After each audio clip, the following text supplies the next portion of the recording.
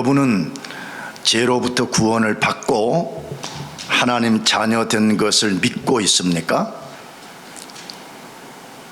진짜 여러분 예수님 믿고 있으며 그 믿음 때문에 여러분이 하나님 자녀 된 것을 확신하고 있냐는 것입니다. 자, 그렇다면 여러분이 만일에 믿는다면 무엇 때문에 그렇게 되었다고 알고 있습니까? 무엇 때문에 내가 죄 용서받고 하나님의 자녀가 되었냐 하는 것입니다. 혹시 여러분이 예수님을 잘 믿은 믿음 때문에 구원받았다라고 생각합니까? 예, 저는 예수님 믿는 믿음 때문에 구원받았습니다, 그렇게 생각하냐 이 말입니다. 맞습니다. 누구든지 예수님을 자신의 구주로 믿지 않으면 절대로 구원받을 수 없습니다. 자기 스스로가 예수님을 구주로 믿지 않는 사람은 절대로 구원받을 수 없습니다. 그러나 분명한 사실은 우리가 잘 믿은 믿음 때문에 구원받은 것이 아닙니다. 내가 잘 믿었기 때문에 구원을 받은 것이 아니라 그 말입니다. 예수님이 하나님의 뜻을 따라 이 땅에 오셔서 그분이 행해 주신 모든 일 때문에 구원을 받은 것입니다. 이 차이를 명료하게 알고 있으면 좋겠습니다. 내가 잘 믿은 믿음 때문에 구원을 받은 것이 아니라 하나님의 아들 예수 그리스도가 이 땅에 오셔서 우리 구원을 위해서 행해 주신 모든 일 때문에 우리가 구원을 받게 되었다, 그 말입니다. 예수님이 모든 일을 행해 주시지 않았다면 우리가 아무리 큰 믿음을 갖고 믿는다 할지라도 구원받을 수 없습니다. 다시 우리 구원을 위해서 예수님이 어떤 일을 행해 주시지 않았다면 우리가 그렇게 될 수도 없겠지만 큰 믿음을 갖고 믿는다고 할지라도 구원은 발생하지 않는다 이 말입니다. 그래서 우리의 구원은 예수님이 행해 주신 모든 일과 밀접한 관계를 갖고 있습니다. 그러므로 인간이 구원을 받으려면 예수님이 십자가에서 죽고 부활하신 사건만 믿는 것이 아니라 그분이 이 땅에 오셔서 행하신 모든 것을 믿어야 됩니다. 근데 이것이 너무 기니까 우리가 보편적으로 전도할 때나 복음을 전할 때 구원받으려면 예수님의 십자가의 죽음과 부활을 믿어야 된다고 말하지만 성경은 말할 때 예수 그리스도 그분의 인격과 그분이 이 땅에서 오셔서 행하신 모든 것을 믿어야 된다라고 말씀하고 있습니다.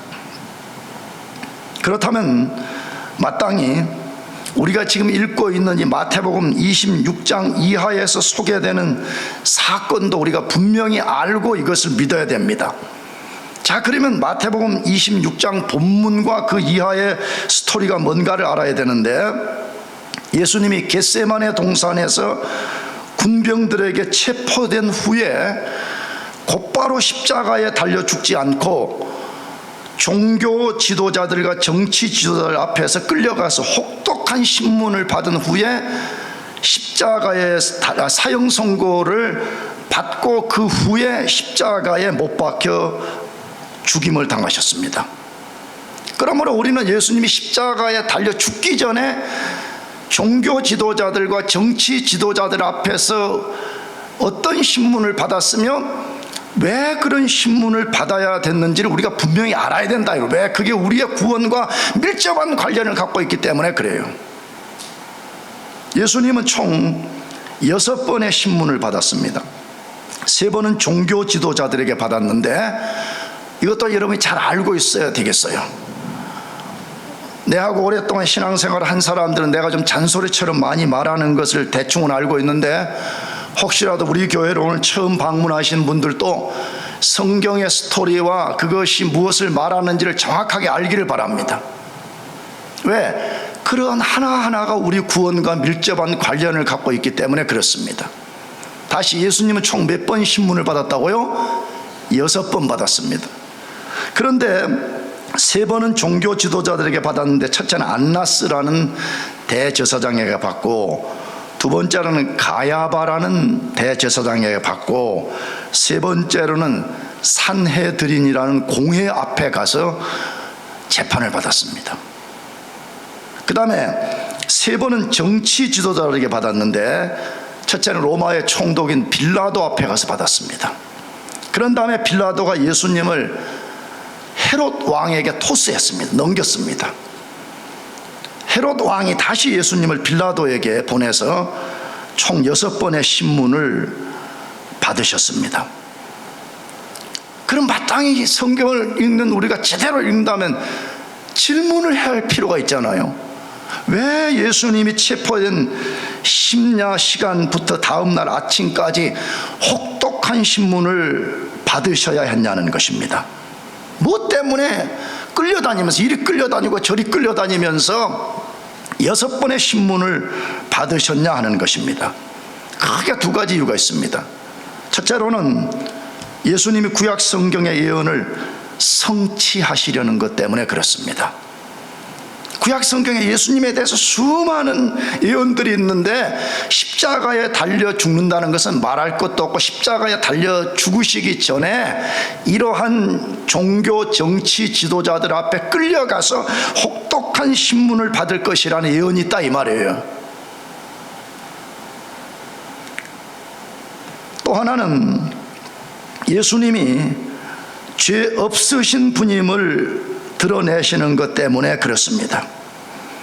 잘 생각해서 무엇 때문에 한 번 신문을 받고 센텐스, 판결을 내려버리면 되는데 밤새도록 6번의 법정에 끌려다녔냐 이 말이에요. 그들이 사형 선고를 내리려고 그러는데 사형 선고를 내릴 죄명을 찾지 못했기 때문에 그랬습니다. 그래서 밤새도록 예수님이 여기로 끌려다니고 저기로 끌려다니셨습니다. 그래서 6번의 혹독한 신문을 받으셨던 것입니다. 오늘 본문은 6번의 신문 중에 두 번째로 대제사장 가야바 앞에서 신문 받은 것을 소개하는 말씀입니다. 자, 근데 우리가 교회를 다닐 때 꼭 아까도 말했지만 성경의 스토리와 성경이 어떻게 구성되어 있는가를 정확하게 아는 게 필요해요. 그냥 교회만 다니면 안 됩니다. 제발 부탁이. 다시 한번 질문해 보겠어요. 예수님이 6번 신문을 받았는데 제일 첫 번째 누구에게 받았다 그랬어요? 유구무원이군요. 누구라 그랬어요? 안나스에게 제일 먼저 받았다 그랬잖아요. 안나스 대제사장에게. 근데 그 오늘 본문에는 안나스가 등장하지 않아요. 그러나 요한복음 18장 1절과 3절에 근거하면 예수님은 군병들에 의해서 먼저 가야바의 장인이고 이 가야바보다 선임 대제사장이었던 안나스에게 끌려가서 혹독한 신문을 받았습니다. 그러면 왜 오늘 본문을 기록한 마태는 가야바에게 재판받은 것부터 소개하냐는 것입니다. 그 이유는 가야바가 그 당시에 공식적 제사장이었습니다. 원래 유대에는 제사장이 한 명만 존재해야 되는데 대제사장이, 안나스가 로마 입장에서 볼 때는 뭔가 맞듣지 않은 거예요. 그래서 그를 폐위시켜 그를 자리에서 끌어내리고 그의 사위를 가야바를 공식 제사장으로 세운 것입니다. 그래서 예수님은 안나스에 끌려간 다음에 그 다음에 이제 가야바 법정에 서게 되는데, 마태는 가야바 법정에서 선 것부터 소개를 하고 있는 것입니다. 자, 그러면 예수님은 가야바의 법정에서 어떤 일을 겪으셨을까요? 첫째로 예수님은 불법 재판을 받았습니다. 예수님은 무슨 재판 받았다고요? 불법적 재판을 받았습니다. 잘 생각해 보세요. 모든 재판이라는 것은, 재판이라는 이름을 딱 걸면 거기는 공평하고 정의로움이 요구되는 것입니다. 그런데 예수님이 받은 재판은 철저한 불법이었습니다. 어떤 면에서 예수님을 향한 가야바의 재판이 불법이었을까요? 그걸 오늘 본문 57절에서 59절로 소개하는데, 다시 읽어봅시다. 같이 시작. 예수를 잡은 자들이 그를 끌고 대제사장 거기 서기관과 장로들이 모여있더라. 베드로가 멀찍이 예수를 따라 대제사장의 집들에까지 가서 그 결말을 보려고 안에 들어가 하인들과 함께 앉아있더라. 대제사장들과 온 공회가 예수를 죽이려고 그를 칠 거짓 증거를 찾으매라고 되어 있습니다. 여러분, 마땅히 예수님이 우리 구원을 위해서 어떤 일을 하셨다고 하면 우리가 그분이 어떤 일을 하셨는가를 정확하게 우리가 알고 있어야 되죠. 근데 먼저는 예수님이 불법 재판을 받았는데 그 법정에서 무슨 일이 벌어졌는가를 소개하는데, 첫째로 그 재판이 심야에 이루어졌다는 거예요. 한밤중에. 어쩌면 이미 이 시간에는 12시, 저녁 12시를 넘긴 시점이었을 가능성이 높아요. 그들이 예수님을 겟세마네에서 심야에 체포한 후에 짐승을 끌고 오듯이 끌고 왔다고 되어 있어요. 여기 보니까 예수님을 데리고 오라고 되어 있지 않고 뭐라고 되어 있죠? 끌고 오라고 되어 있습니다. 이 단어는 원래 짐승을 끌고 갈 때 사용되는 단어였습니다. 여러분, 예수님이 누구입니까? 여러분과 저 같은 단순한 자연인이 아닙니다. 이따가도 말씀드린 그분은 하나님입니다. 그분은 모든 만물의 창조주입니다. 그 당시에 대제사장과 군병들과 오늘 우리를 존재케 하시는 존재자입니다. 근데 그분을 무엇 끌고 가듯이 끌고 갔다고요? 짐승을 끌고 가듯이 끌고 갔더라, 그렇게 되어 있습니다.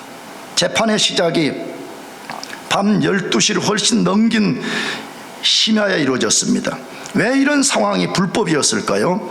예수님을 심야에 체포해서 끌고 간 것은 말할 것도 없고, 가야바와 그 일당들은 자신들이 만든 사내들인 공예법을 스스로 어겼기 때문에 그렇습니다. 이 이스라엘, 유대를 말하죠. 그 당시에는 유대 사회의 최고의 의결기관은 유대의 지도자 70명으로 구성된 사내들인이라는 공회였습니다. 그래서 한국의 목사님들은 주로 그냥 쉽게 이해시키려고 한국의 국회와 같다 이렇게 말하는 것을 많이 봅니다. 이 사내들인 공회원들은 비록 로마의 통제 아래 있었지만 유대의 거의 모든 것을 결정하는 강력한 조직이었습니다. 유대에 파견된 로마의 권력자들도 이들을 함부로 할 수가 없었습니다. 그런데 이 산헤드린 공회법에는 아주 독특한 규정이 하나 있습니다. 그게 뭐냐? 어떤 사람도 밤에 재판을 받을 수 없다는 규정이었습니다. 절대 밤에는 재판을 할 수 없다는 것입니다. 반드시 낮에 받도록 되었습니다. 그렇다면 왜 종교 지도자들은 자기들이 세운 법을 스스로 어기면서까지 예수님을 체포해서 심야의 재판을 진행했을까요? 왜 자기들이 세운 법을 자기들이 스스로 어그러뜨리면서까지 그렇게 했냐는 것입니다. 첫째는 유월절을 지키러 예루살렘을 방문한 사람들 중에 예수님에 대한 자비를 입은 사람들, 혹은 예수님에 대해서 좋은 소문을 들은 사람들 중에서 예수님이 체포되어서 재판을 받는다는 소식을 듣고 봉기를 일으킬까 봐가지고, 우리말로 하면 데모 일으킬까 봐가지고 비밀리에 그런 일을 진행하고 있었던 것입니다. 또 하나는 그들이 안식일 전에 예수님을 사형시켜야 했기 때문에 심야에 서둘렀던 것입니다. 이제 곧 날이 밝고 얼마 후면 안식일이 돌아야 하기 때문에 안식일에는 사람을 죽일 수 없었기 때문에 그들은 모든 불법을 자양하면서 예수를 끌어다가 혹독한 신문을 하고 재판을 했던 것입니다. 근거 중에 하나가 뭐예요? 그래서 예수님이 가야바 법정에 끌려가셨을 때 이미 산해들인 공회원들이 그 가야바 법정에 대기를 하고 있었던 것입니다. 그렇지 않다면, 우연하게 된 일이라면 먼저 가야바가 예수님을 끌어놓은 후에 산해들인 공회원들을 불러야 되는데, 예수님이 새벽에 끌려갔을 때 이미 거기에 산해들인 공회원들이었던 서기관과 장로들이 집결해 있었던 것입니다. 여러분, 뭘 보여준다고요? 예수님이 신문 받으시고 재판받는 걸 철저하게 뭐였다는 거요? 불법적이었다는 거예요. 성경은 이걸 통해서 지금 우리들에게 말하고 싶은 거예요. 여러분, 오늘날도 법이라는 게 말이에요, 진짜 웃기더라고. 나는 여기서 법 공부하는 사람이 있어서 좀 조심스러운데, 나는 그래서 옛날부터 그런 말 했어요. 그런 사람 우리 교회 오기 전에 이 법을 공부하는 사람들은 진짜 하나님 앞에 정신 똑바로 해서 이거 해야 된다고 내가 그렇게 많이 말했어.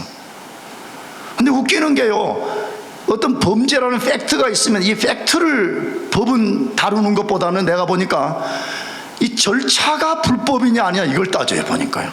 내가 아는 우리 아들들하고 그 이야기 해보니까 진짜 그렇대. 미국은 어떻게 하든지 이 죄를 벗어나기 위해서 죄를 지으면 법정에서 그 죄를 다루다가 보면 나중에 죄는 없어져 버리고 절차를 불법이냐 아니냐 이것 갖고 싸우다가 보면 법 재판이 이상하게 흘러가 버린다는 거예요. 여러분, 지금 예수님이 불법 재판을 받았다고 하는 것 자체가 마태복음에서 우리에게 엄청난 시사를 하는 거예요. 지금 예수님이 이런 과정을 통해서 십자가의 죽으심이 도대체 무슨 의미를 갖고 있냐, 이걸 우리들에게 말하고 싶은 거예요. 크게 두 번째 불법 재판인 근거는 뭐냐 그러면 예수님을 사형시킬 결정을 미리 만들어 놓고 그 다음에 증거를 만들었다는 거예요.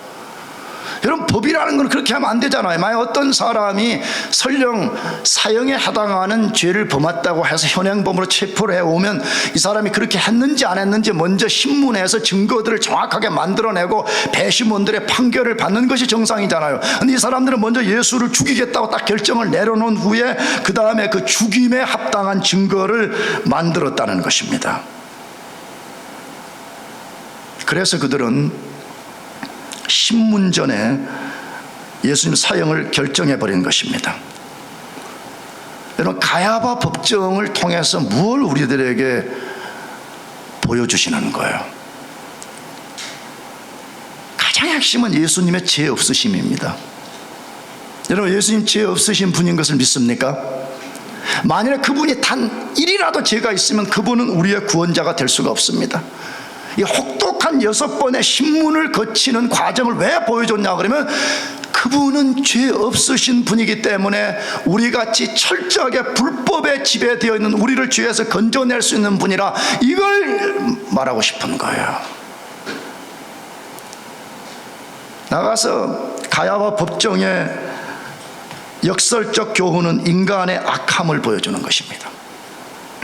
인간이 도대체 얼마나 악한 존재냐는 거예요. 제가 지난주에도 조전했어요. 가야바와 종교 지도자들은 자기 자신들에게 어떤 해도 끼치지 않은 예수, 심지어 유대 사회에 어떤 해를 끼친 적도 없는 예수님을 불법 재판에 세웠다는 것입니다.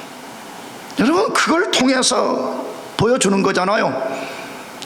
아니, 예수가 무슨 해를 좀 끼치거나 사회를 혼란시켰다면 잡아다가 불법 재판을 하든 뭘 하든 이해되겠는데, 죄 없으신 예수님, 평화의 왕이신 예수님, 이 땅에 오신 것이 불쌍한 인간들에게 자비를 베풀어 주러 오셨고 인간을 그 처참한 죄에서 건져내기 위해서 오신 그 분을 혹독하게 짐승처럼 다룬, 이것은 역설적으로 인간이 도대체 얼마나 악한 존재인가 하는 것을 보여주는 것입니다. 여러분들이 우리 교회를 처음 나오시기도 했고 또 이 스테이트 칼리지를 처음 오신 분들도 많이 있을 텐데, 이 목사가 오자마자 이런 이야기를 한다고 생각하지 말고요, 있는 그대로를 우리가 말하자 이거예요. 여러분, 우리 자신은요, 우리가 우리 자신을 생각하는 것보다 훨씬 악독한 존재들입니다.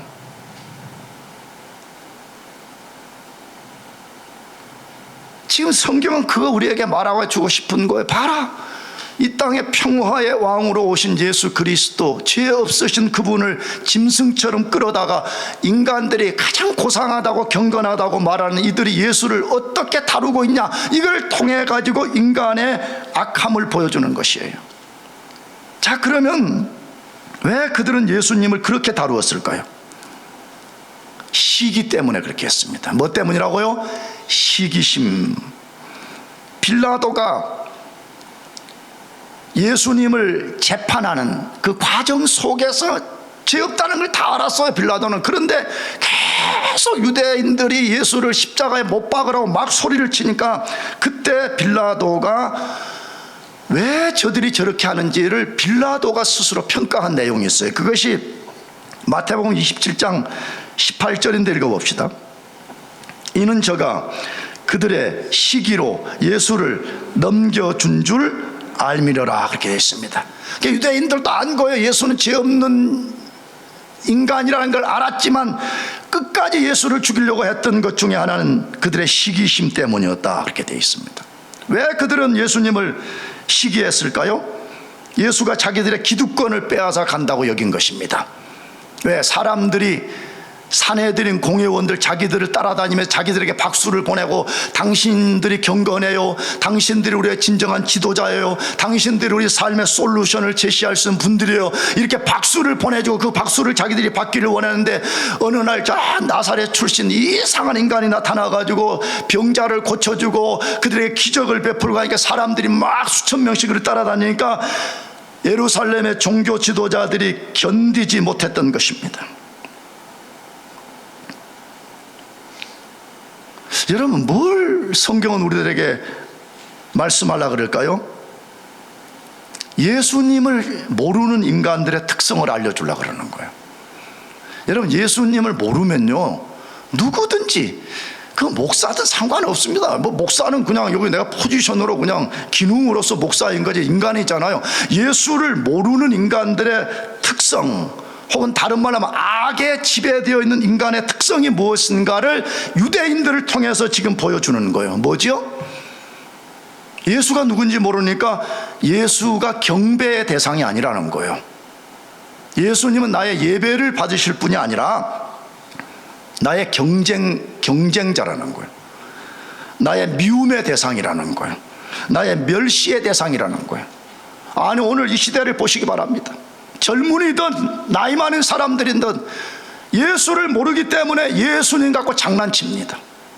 나는 교회 밖에 있는 사람들은 별로 신경 안 씁니다. 왜? 예수 모르는데 진짜 모태신앙이다, 교회 와서 뭐 어쩐다 저쩐다 하면서 그들이 예수 그리스도에게 나타내는 반응을 볼 때마다 나는 어떤 때 그런 아픔이 있어요. 진짜 이 사람 예수 아는 게 맞느냐? 내가 안다고 말하는 거는 지난주에 말한 것처럼 뇌피셜로 아는 거 말하는 거 아니에요. 어렸을 때부터 다니면서 주일학교 때 다니면서부터 주워 들은 인포메이션 아는 것을 말하는 게 아니에요. 그분과 내가 인격적 관계 속에 있냐는 거예요. 나는 진짜 그분을 알고 있는가, 이걸 말하는 안을 말하는 것이에요. 그게 없는 사람들의 특성, 반대로 악에 지배된 사람들의 특성은 뭐라고요? 유대인들처럼 예수님을 대하는 것이, 그분이 경배의 대상이 아니라 그분은 철저히 내가 배격하고 진멸해야 될 대상이라고 여기는 것이. 이것을 찾아오신 귀한 여러분들, 여러분 자신에게 잘 도전해 보시기 바랍니다. 여러분은 예수님을 경박하게 여기는 장난쳐도 되는 대상으로 알고 있어요? 아니면 그분은 내가 모든 것을 동원해서 경배를 바쳐야 되는 왕이신 것으로 믿고 있습니까?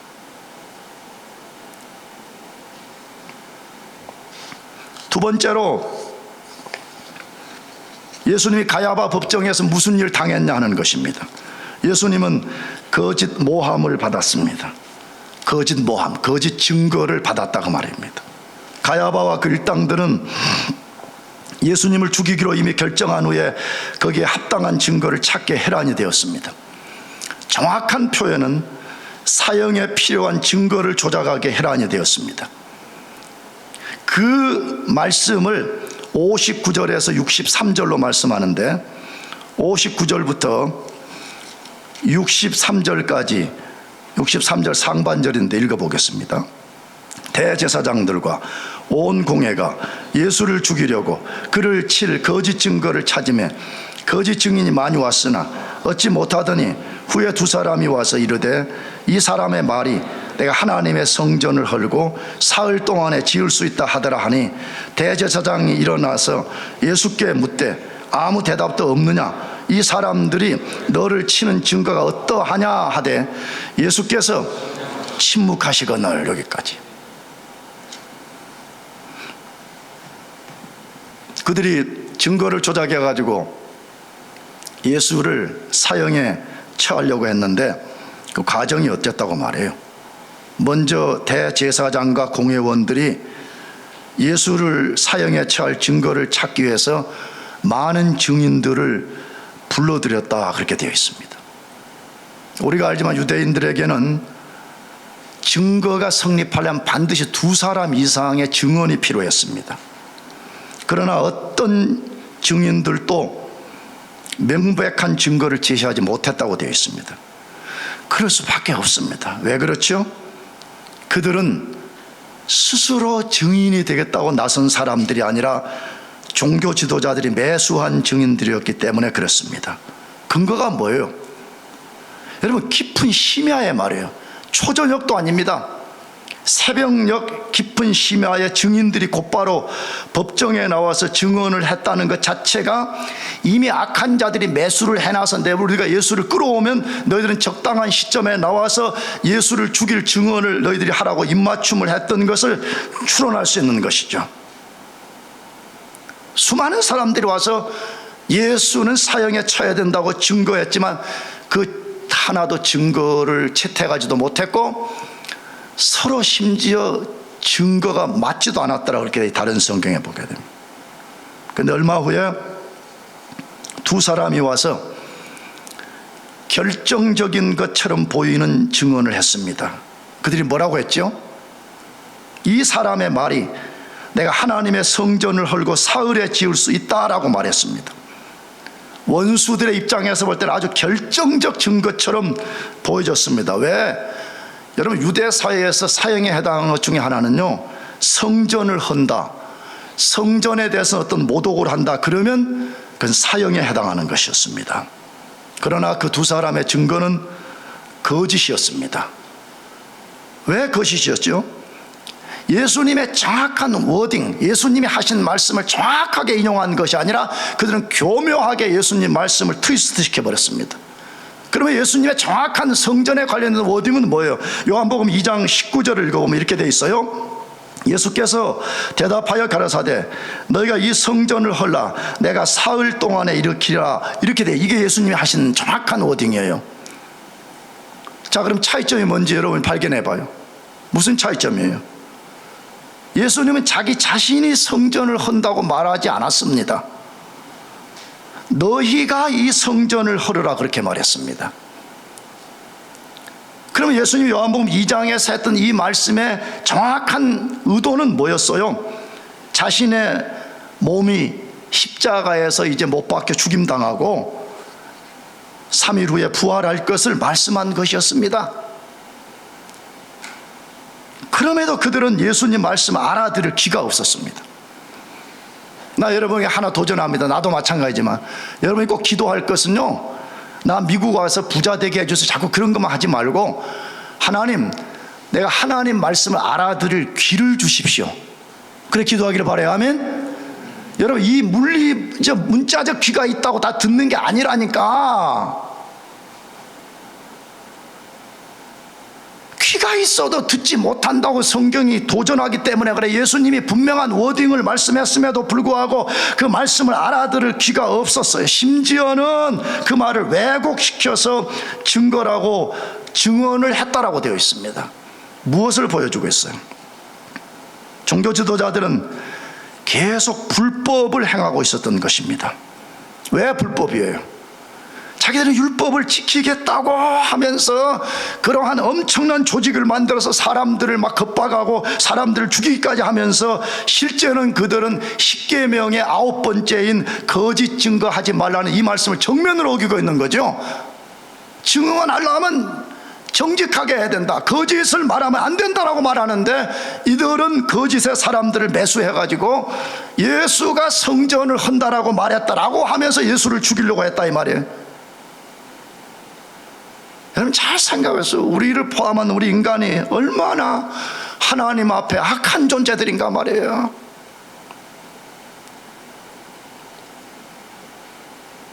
어떻게 만물을 창조하고 우리의 주 대신 하나님이신 예수 그리스도를 우리가 그렇게 대할 수 있는 거죠? 난 여러분들을 나쁜 뜻으로 도전하는 거 아니에요. 여러분들이 지금 이 학교 클래스라고 하면 내가 다른 거 말하겠어요. 그러나 여기는 여러분이 교회라고 찾아왔기 때문에 교회의 본질된 것을 말하고 싶은 거예요. 예수님 알기를 축복합니다. 예수님을 알아야 돼. 예수님을 모르면 누구나 이렇게 될 수 있다니까. 그때 가야바가 가야바가 예수님께 두 사람의 증언에 대해서 대답하라고 재촉을 했습니다. 그때 예수님은 잠잠하셨다 이렇게 되어 있습니다. 왜 침묵하셨을까요? 예수님은 얼마든지 그 디펜스 할 수 있음에도 불구하고 침묵하셨을까요? 거짓에 대꾸할 일고의 가치가 없었기 때문에 그렇습니다. 침묵은 예수님이 거짓에 대항하는 방법 중에 하나였습니다. 앞으로 우리가 만나겠지만 빌라도 총독 앞에서 종교 지도자들의 고소를 받을 때도 침묵하셨더라 그렇게 되어 있습니다. 우리도 배워야 됩니다. 거짓에 대해서 뭐 할 수 있는 거? 침묵하는 것을 배워내야 됩니다. 잘 생각해 보세요. 왜 예수님이 불법 재판정에서 그렇게 반응하셨을까요?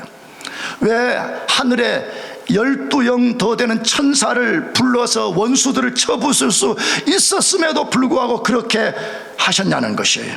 왜 자신의 전능한 능력으로 원수들을 일시에 쓸어버리지 않으신 거예요? 뭐 때문에 그러신 거예요? 우리의 구원 때문입니다. 누구의 구원 때문이라고요? 여러분과 저 자신을 그 사악한 죄에서 건져내서 우리를 하나님 앞에 세우기 위함 때문에 그렇습니다. 어째서 그분의 행위가 우리의 구원과 관계가 있습니까?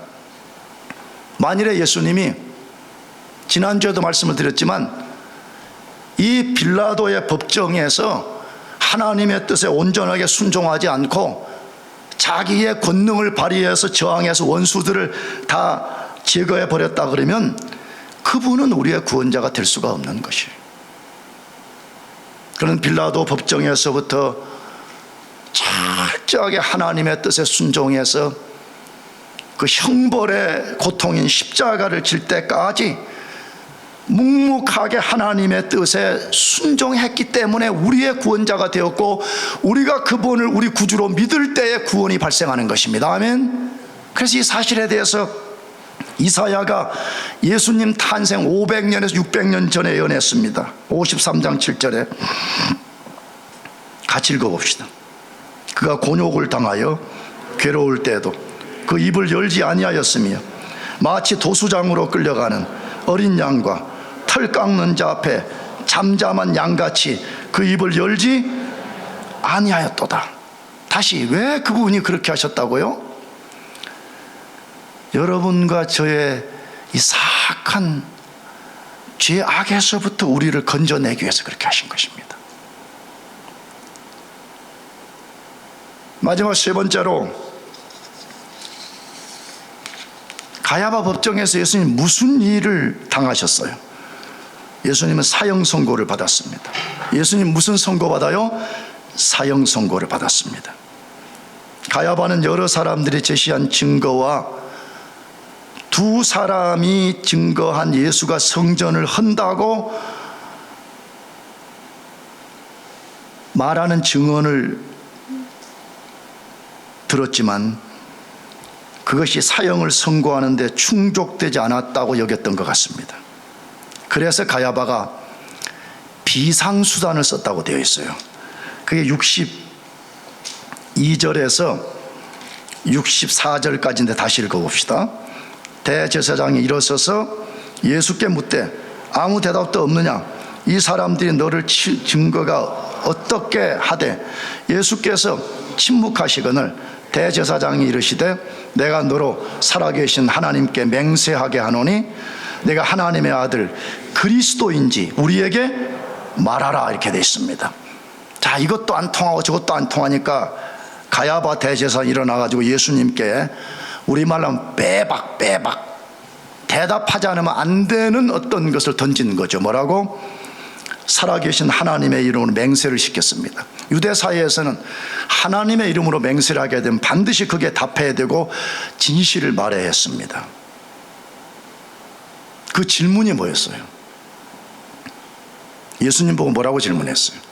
내가 하나님의 아들 그리스도인지 우리에게 말하라 이렇게 했습니다. 여러분, 이 질문은 정확하게 바꾸어 말하면 무슨 질문이에요? 우리가 좀 쉽게 조금 이해하기는 뭐예요? 내가 하나님이 보낸 구원자냐 이렇게 물은 거죠. 야, 우리가 지금 하나님이 보낸 구원자를 지금까지 기다리고 있는데 내가 바로 그 하나님이 보낸 구원자냐? 이렇게 물은 거죠. 근데 이 말을 또 하나로 바꾸면 뭐냐? 그럼 내가 하나님이냐? 그 말이에요. 왜? 이스라엘 백성들은 그 구원자는 하나님인 것을 믿고 있었거든요. 그러니까 이렇게 물었다는 것은 내가 하나님이냐? 이렇게 물은 것이요. 예수님이 엄청난 질문에 봉착했습니다. 왜 그렇죠? 자기 자신이 지금 죽느냐 사느냐의 기로에 서 있습니다. 어떤 기로예요? 만일 예수님이 나는 그리스도가 아니야 그렇게 말하면 살 수는 있지만 거짓말하는 것이 되고, 반대로 그래 내가 그리스도라고 말하면 그는 사형에 처해진다는 것을 분명히 알고 있었습니다. 그럼에도 예수님은 그 질문에 더 이상 침묵할 수 없었습니다. 그래서 예수님 뭐라고 답변했다고요? 내가 말하였느니라 이렇게 말했습니다. 오늘 본문 마태복음에 그래 내가 말한 그대로다 그 말이에요. 근데 이 사건을 다루는 마가복음 14장 62절에서는 내가 그니라라고 답변하셨습니다. 예수님은 죽음이 임박했음을 알고도 진실을 말씀하셨습니다. 예수님은 거기서 멈추지 않으셨습니다. 장차 자신이 어떻게 되며 자신이 어떤 일을 할 것인지를 말씀하셨습니다. 그것이 마태복음 26장 64절인데 같이 읽어보시면 너무너무 중요한 말씀입니다. 같이 시작. 예수께서 이르시되 내가 말하였느니라. 그러나 내가 너희에게 이르노니 이후에 인자가 권능의 우편에 앉아있는 것과 하늘 구름을 타고 오는 것을 너희가 보리라. 무엇을 말씀하시는 것이요? 구약 성경에 인용된 것 두 개를 인용해서 자신이 어떻게 되면 무슨 일을 할 것인지를 알리는 거죠. 앞에 말씀은 시편 110편 1절을 인용해서 자신이 권능의 우편에 앉을 것이다 그랬습니다. 이 권능은 성부 하나님을 지칭하는 유대인들의 표현이에요. 권능의 우편, 다시 말하면 하나님 우편에 앉을 거다 그 말은, 성경의 우편은 그 동등을 가리키는 거거든요. 그러니까 내가 누구다고 선언하는 거예요? 내가 하나님이라는 거예요. 여러분, 다시 우리 교회는 셀 수 없이 말했습니다. 예수님이 하나님이에요. 믿습니까? 예수님은 그냥 우리가 장난칠 수 있는 그런 단순한 인간이 아니에요. 그분은 죄 없는 인간일 뿐만 아니라 그분은 하나님이신 것입니다. 다니엘서 7장 13절에서 14절을 인용해서 이제는 자기가 앞으로 장차 어떤 일을 할 것인지를 말했어요. 뭐라고 했어요? 하늘 구름을 타고, 다시 말하면 영광 중의 세상을 심판하러 올 것이라고 말씀하셨습니다. 나는 이게 너무 좋습니다. 나는 예수 믿음이 너무 행복한 것이 뭐냐 그러면, 내가 무슨 미국 와가지고 뭐 부자가 됐니, 난 부자는 아니지만 난 그런 거 아닙니다. 나는 뭐 자녀 교육을 어떻게 했니, 나는 그런 거 진짜 나는 나의 기쁨이 아닙니다. 정말입니다. 난 하나님 앞에 말합니다. 나의 진짜 인생의 제일 큰 기쁨은 뭐냐 그러면 예수님이 누구인가를 내가 알게 된 것이에요. 혹시 우리 교회 처음 오신 분들은 처음 듣겠지만, 나는 23살 때 예수를 믿었는데 23살 전까지 아주 부도덕한 인간으로 살았습니다. 아주 하나님 앞에 대적자의 태도를 가지고 살았습니다. 예수가 누구냐는 거예요. 근데 어느 날 하나님이 내 인생을 긍휼히 여기시고 내 인생 가운데 자비를 베풀어서 내 죽은 영을 살려내고 내 이 어두워진 영적 봉사와 같은 눈을 뜨게 해주고 기머거리 같은 길을 열어서 예수 그리스도가 누구인지를 알게 만들어줬습니다. 근데 그분이 하나님이라는 걸 알게 됐습니다. 너무 기쁘고 너무 이게 너무 위대해서 뭐라고 표현할 말이 없습니다. 예수가 하나님이라는 사실을 알게 된 것입니다. 나가서 그분이 그냥 하나님 우편에 앉아서 졸고 계신 것이 아니라 그분이 뭐 하신다고요? 언제가 때가 되면 구름을 타고 온다. 여러분, 그분 손오공 아니에요. 무슨 운송수단이 없어서 구름 타고 오겠어요. 구약의 구름이라는 개념은 하나님의 영광을 상징하는데, 그분이 영광 중에 이 세상에 도래할 것이라 그것을 말씀하고 있는 것입니다. 얼마나 좋아요. 우리의 미래가 앞으로 어떻게 될 것이며 이 세상의 종말이 어떻게 될 것인지를 정확하게 아는 것보다 위대한 것이 어디에 있어요? 이 말을 들은 가야바와 그 공회원들이 견딜 수 없었습니다, 이 말을. 그래서 그들이 한 것이 무엇이라고 말해요? 65절, 66절, 사실 마지막까지 읽어야 되는데 65절부터 같이 읽어봅시다. 같이 시작. 이에 대제사장이 자기 옷을 찢으며 이르되 신성 모독하는 말을 하였으니 어찌 더 증인을 요구하리요? 보라, 너희가 지금 이 신성 모독하는 말을 들었도다. 너희 생각은 어떠하냐?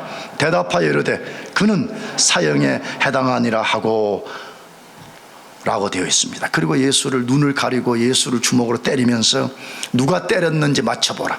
너가 진짜 하나님 아들이 맞고 너가 선지자라면 누가 때렸는지 맞춰보라. 그렇게 했다라고 소개되어 있습니다.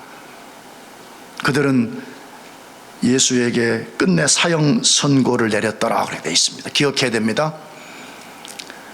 예수님이 십자가에 달릴 때 유대인들이 내린 예수님의 제명은 신성모독이었습니다. 블레스페미였습니다. 로마인들의 입장에서 할 때는 그는 국가를, 로마를 반역한 죄로 십자가에 달린 것입니다. 무엇을 보여주는 말씀이에요? 비록 악한 자들의 극렬한 저항에도 불구하고 예수 그리스도 그분은 하나님이요, 그분은 언젠가 우리 자신을 심판하러 오실 재림의 주라고 말씀하고 있습니다. 사랑하는 교우 여러분, 여러분들은 진짜 예수님이 여러분의 왕이신 것을 믿습니까? 여러분의 주이신 것을 믿습니까? 그분이 만물의 주이신 것을 믿습니까? 여러분 자신을 포함한 그분이 주라는 것을 진짜 믿습니까? 그렇다면 그분을 의지해서 살아요. 오늘 예배 드리고 교회 떠나면 또 여러분이 여러분의 주가 되지 말고 만왕의 왕이요 만주의 주이신 그분을 의지하고 살라, 이 말이에요. 그분을 의지하고 산다고 하면 우리가 두려울 게 뭐가 있어요? 우리가 일시적으로는 두려울 것이 있지만 그분에게 우리의 눈을 고정시킨다면 두려울 것이 뭐가 있어요? 그분을 의지한다고 하면 우리는 우리가 가질 수 없는 지혜를 얻게 될 것입니다. 그분을 의지한다고 하면 우리 손에 없던 거, 우리가 한 번도 본 적이 없는 하늘의 보화를 얻게 될 것입니다. 나가서 그분이 영광 중에 심판주로 오신다는 것을 믿는다면 그분의 오심을 준비하십시오. 그분이 불현듯 어느 날 나타났을 때, 여러분이 그 앞에 섰을 때 당당하게 그 앞에 서서 나는 당신을 나의 왕으로 삼고 나는 지금까지 주를 섬기고 왔노라고 고백할 수 있는 그런 삶을 사시기를 바라요. 제발 시시껄렁하게 이번 학기를 망치지 말아요. 나는 내가 목사이기도 하지만 여러분의 부모 같기 때문에 도전하는 것이에요. 내 여기서 조금 수년 동안 목회했는데 얼마나 많은 사람들이 와가지고 시시껄렁하게 인생을 자기는 잘 산다고 했지만 예수 그리스도의 주되심을 인정하고 살다가 인생을 망치는 것을 얼마나 많이 본지 모릅니다. 사랑하는 교우 여러분, 여러분이 인정하든 인정하지 않든 예수님은 만왕의 왕이십니다. 만주의 주이십니다. 그분의 왕되심과 그분의 주되심을 인정하고 사는 복된 여러분들 되시기를 축복합니다. 기도하겠습니다. 하나님 아버지,